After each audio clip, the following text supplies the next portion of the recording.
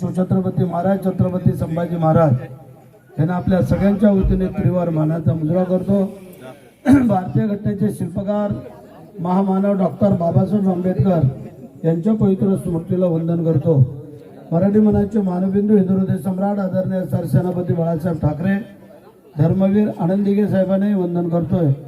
महाराष्ट्र राज्याचे उपमुख्यमंत्री आमचे नेते आणि लाडक्या बहिणींचे लाडके भाऊ आदरणीय एकनाथ शिंदे साहेब आणि आज आमच्या या असनपई बौद्धवाडीमध्ये या बौद्ध विहाराचा पहिलाच आपला वर्धापन दिन, कारण मागच्या वेळेला आपण याचं उद्घाटन केलं होतं आणि आज या संयुक्त जयंतीच्या निमित्ताने आणि या वर्धापन दिनाच्या निमित्ताने उपस्थित असलेले आपले सर्व मान्यवर, आमच्या महिला भगिनींसहित सर्व कार्यकर्ते पदाधिकारी, मुंबईवरून आलेले आपले सर्व मान्यवर मंडळी आणि आजूबाजूच्या परिसरातून आणि इथे उपस्थित असलेले सर्व मान्यवर, त्याचप्रमाणे जे दोन आपले गायन पार्ट्यांचं आयोजन करण्यात आलेलं आहे त्यांचे अभिनंदन करतो, त्यांनाही धन्यवाद देतो। आणि मंडळी येण्यास थोडासा उशीर झालाच, परंतु कार्यकर्त्यांनाही सांगितलं होतं अजून इथून आम्हाला मांजरोणे म्हणून एक गाव आहे गोरेगावच्या वरती, तिकडे जायचं आहे, ते वाट बघताय। पण असो, आपल्या बौद्धवाडीमध्ये आत्तापर्यंत जी आपली इच्छा होती की एक चांगलं मोठं भव्य दिव्य अशी ही वास्तू व्हावी आणि ती आपल्या कंपनीच्या माध्यमातून CSR फंडातून आणि तुमच्या सगळ्यांचं सहकार्य ग्रामस्थांच्या सहित या सगळ्यांनी जी काय मेहनत घेतली आणि मला वाटतं एवढी मोठी वास्तू तशी आपल्या एवढ्या कुठं परिसरामध्ये नाही आहे, तालुक्यात नाही म्हणणं बरोबर आहे। आणि हे आता कायमची झाली की पुढच्या भावी पिढीसाठी की आमच्या या मधल्या पिढीने आमच्यासाठी काहीतरी करून ठेवलं हे ते सांगू शकतात, बोलू शकतात। आणि म्हणून आजच्या या तुमच्या या वर्धापन दिनाच्या कार्यक्रमाला मी तुम्हाला मनापासून शुभेच्छा व्यक्त करतो की आपला गाव, आपली वाडी, आपण सर्व एकत्रितरित्या जे काय काम कराल त्यावेळेला जे काय तुम्हाला सहकार्य आणि मदत लागेल त्यासाठी आम्ही तत्पर आहोत। कारण यावेळेला जवळजवळ बहुतेक बौद्धवाड्यांनी चौथ्या वेळेला निवडून देण्यासाठी जे काय योगदान दिलं त्यामध्ये आपल्या पण बौद्धवाडीचं तेवढंच योगदान होतं, हे विसरणार नाही आम्ही। फक्त आमचे बिपिन साळवे आले तेच तर आमच्या विरोधात होते त्यावेळेला, आता एकत्र आलो आम्ही। म्हणजे काय माणूस जन्माला येताना काय घेऊन येतोय, नाव पण घेऊन येत नाही, जाताना काय घेऊन जातो, नाव पण घेऊन जात नाही, ध्येय घेऊन जातो। मग म्हणजे आपल्याला काय कमाई, आम्ही आमच्या आयुष्यामध्ये काय केलेलं आहे।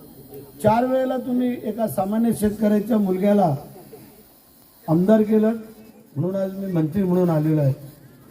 पण याचं सगळं श्रेय तुम्हा मंडळींना आम्ही देतो।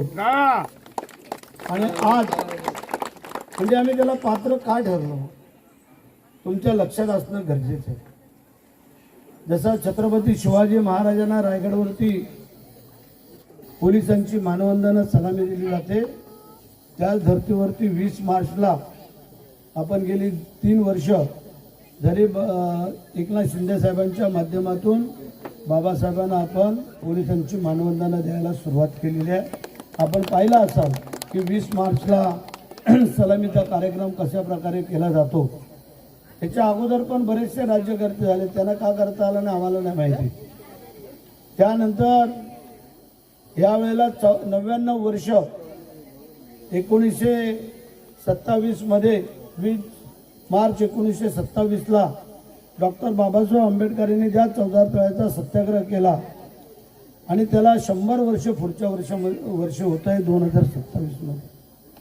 मग नेमकं आम्ही त्यासाठी काय करतो म्हणजे आम्ही नेहमी पाहतोय की आमचे भीमानुयायी जे या महाराष्ट्राच्या आणि इतर देशाच्या कानाकोपऱ्यातून येत असतात आणि आमच्या बाबासाहेबांनी याला स्पर्श केला म्हणून ते पाणी कोंडवीभर घेऊन पिऊन बाटलीमध्ये घेऊन जातात। म्हणजे गेले अनेक वर्ष आम्ही पाहत होतो आपल्यातलं कोण कधी त्या पाण्याला तुम्ही गेलात आणि पियालात मला सांगा. मग यावेळेला आम्ही सांगितलं हे पाणी सगळ्यांना पिण्यालायक होईल अशा प्रकारचं नियोजन करायचं. आणि म्हणून आम्ही आपले मंत्री संजय शिरसाट यांच्या माध्यमातून जवळजवळ 56 कोटी रुपये या 14 तळ्याच्या सुशोभीकरणाला आपण आणले. एकनाथ शिंदे साहेबांनी अगोदर आम्हाला 10 कोटी रुपये दिले होते. आता 56 कोटी रुपये. त्यामध्ये मी स्वतः परवा म्हणजे 10 दिवसापूर्वी जाऊन आलो. गोल्डन टेम्पल जे काय अमृतसरला आहे, या अमृतसरच्या धर्तीवरती की हे पाणी ओजनायझेशन कसं केलं जातं, फिल्ट्रेशन कसं केलं जातं आणि त्याच्यामुळे ते पाणी मी स्वतः पियालो त्याच्यामधलं पाणी की नक्की काय वस्तुस्थिती आहे. आणि म्हणून आम्ही या 14 तळ्याच्या पाण्यावरती ही सगळी प्रक्रिया करतोय की आमचे येणारे सर्व अनुयायी मंडळी यांनी पाणी स्वइच्छेने प्रशासन करावं अशा प्रकारचं नियोजन आम्ही या 100व्या वर्षामध्ये करायचं ठरवलं आहे.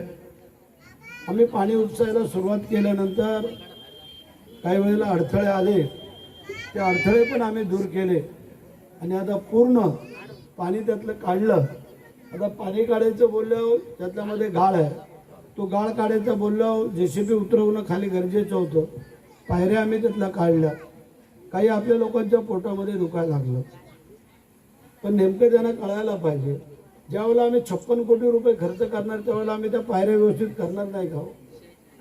परंतु ज्यावेळेला जर तुम्ही ते JCB उतरवून जर तो गाळ सगळा गोळा करून काढला नाही तर मग त्याचा उपयोग काय.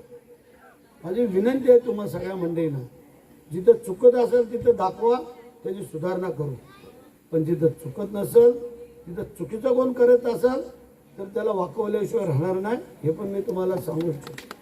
तुम्ही आम्हाला सांगा सर हे चुकतंय, आम्ही दुरुस्त करून घेऊ. आम्ही त्या दिवशी राष्ट्रीय स्मारकामध्ये आपण चित्रफित दाखवली.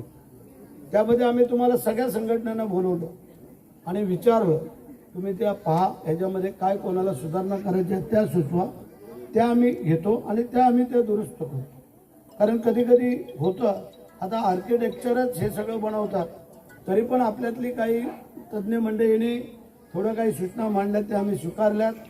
आता आम्हाला व्यवस्थित काम करू द्या, कारण हा एकच महिना आपल्या हातामध्ये आहे. नंतर पाऊस चालू झाला का परत मग अडचण निर्माण होणार. म्हणून करता संपूर्ण गाळ काढता तुमची पण जबाबदारी आहे. जाऊन तुम्ही पहा तिथं काम व्यवस्थित चाललंय का नाही, नेमकं काय करतायत का नुसतं आपलं थातूर मातूर काय करतायत असंही होता कामा नये. पूर्ण बाहेरचं पाणी आतमध्ये येणार नाही याची दक्षता घेतोय आणि आतलं पाणी व्यवस्थित फिल्ट्रेशन होऊन ओझोनायझेशन होऊन ते पिण्यालायक होईल. कारण आज जर तुम्ही पाहिलं तर आजूबाजूच्या बिल्डिंगचं काही पाणी जे काही सांडपाणी आहे ते आतमध्ये उतरते, ते उतरू नये अशा प्रकारचं आपण नियोजनबद्ध काम करतोय. आणि शतक महोत्सव हा आपल्याला 2027मध्ये साजरा करायचा आहे 20 मार्चला. त्यासाठी आपण या 100 वर्षाच्या याच्यामध्ये आता त्या दिवशी मुख्यमंत्र्यांना आम्ही स्वतः आणले, त्यांच्या हस्ते भूमिपूजन करून घेतलं. म्हणजे ह्या सगळ्या गोष्टी आम्ही करतोय नेमकं कशासाठी करतोय, कोणासाठी करतोय, काय करतोय. म्हणून आम्ही सांगितलं की जी सलामी सुरू झालेली आहे ती आता परत कधी बंद होणार नाही, जोपर्यंत भरायची आहे तोपर्यंत. हे लक्षात ठेवा. कारण ही सलामी जे आम्ही दिलेलं सुरू केलेली आहे, कारण जे योगदान राजे शिवछत्रपती महाराज छत्रपती संभाजी महाराजांनी दिलं ते योगदान डॉक्टर बाबासाहेब आंबेडकरांनी दिलं. म्हणून तोपर्यंत चंद्र सूर्य असेपर्यंत त्यांचे नाव कोण पुसू शकत नाही आहे. कोणी किती काही बोलू द्या, संविधानाच्या संबंध बोलू द्या तर अनेक कोणी बोलू द्या, बोलायला काही पैसे द्यायला लागत नाहीत. परंतु जोपर्यंत आम्ही शासनामध्ये आहोत तोपर्यंत तरी तुम्ही कोणी काळजी करायचं कारण नाही आहे. हा माझा तुम्हाला आज या शुभ दिवशी संदेश आहे. मी तुम्हाला पुन्हा एकदा मनापासून धन्यवाद देतो. आमच्या गायक मंडळींना परत विनंती करतो तुमचं काम चालू करा, नाहीतर आमच्या नावाने शिवा पडतील. काय पुन्हा एकदा जय हिंद, जय महाराष्ट्र आणि जय भीम.